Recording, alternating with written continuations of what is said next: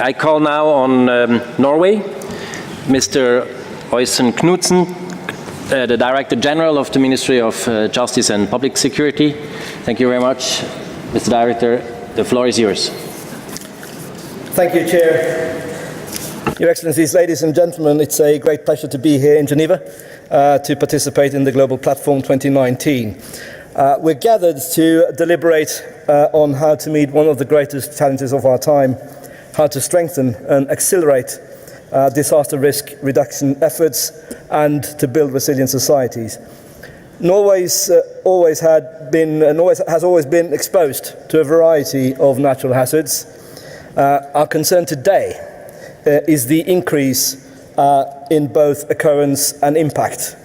What used to be seasonal challenges are now more or less continuous. And as we've become increasingly dependent on critical infrastructures, the societal impact may be severe.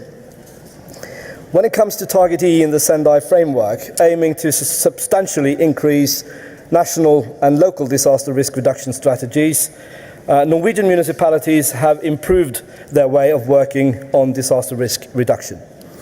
Our Public Security Service for 2019 shows that 98% of all municipalities now conduct regular comprehensive risk and vulnerability assessments.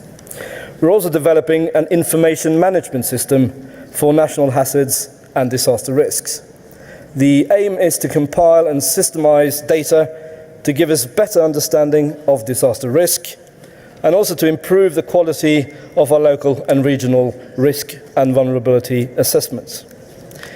We must continue to encourage and facilitate private sector cooperation and involvement from a governmental point of view. 90% of Norwegian critical infrastructure is privately owned. I am convinced, therefore, that we must seek new areas and ways for cooperating with the private sector in disaster risk reduction, risk mitigation, as well as prevention. And in this regard, the Norwegian government has established a cooperation with Finance Norway, the industry organization for the financial industry in our country. Bringing together all relevant institutions and expertise, public and private, is crucial to meet the complex and multifaceted task of new challenges in the disaster risk management area. When it comes to Norway's foreign and development policy, climate and environment is one of 5 priority areas. We see climate adaptation and disaster risk reduction as a prerequisite for reaching the Sustainable Development Goals. According to a World Bank report, hydrological and meteorological hazards are responsible for 90% of total disaster losses worldwide, causing significant economic damage as well as loss of life and forcing 26 million people into poverty each year. Developing countries are the most severely affected. So to build resilience and be prepared, early warning system and climate services are key and crucial. Norway is therefore supporting the strengthening of climate services in countries in Africa and Asia. Access to data and capacity to analyze and understand them are essential to inform disaster risk reduction strategies, as well as to trigger action when needed. Increased sharing of meteorological and hydrological data and analysis across borders would be beneficial. Slow onset events can eventually lead to a disaster. The Norwegian government will soon present an action plan for sustainable food systems, where climate-smart agriculture will be an important feature.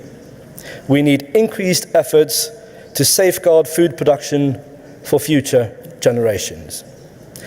Climate change can also act as a driver for social and political destabilization, and in extreme cases, also violent conflict. It is expected that climate change will be a lead factor in causing extensive displacement. This has to be addressed as part of disaster risk management to secure the dignity and human rights of the affected people. Transnational climate impact could also have significant consequence for national security and immigration policy. To effectively improve resilience, the coherence of the global architecture for sustainable development, climate change and disaster risk reduction should be improved, making sure the work under the SDGs, the Paris Agreement and the Sendai framework is conducted and, as far as possible, integrated. I would like to commend the UNDR for their efforts to achieve this. And finally, I would also like to thank the UNDR for organising, as well as Switzerland for hosting the important meeting to advance the implementation of the Sendai framework, and Norway is fully prepared to contribute towards sustainable and inclusive societies. Thank you very much. Thank you, Director General. Very much.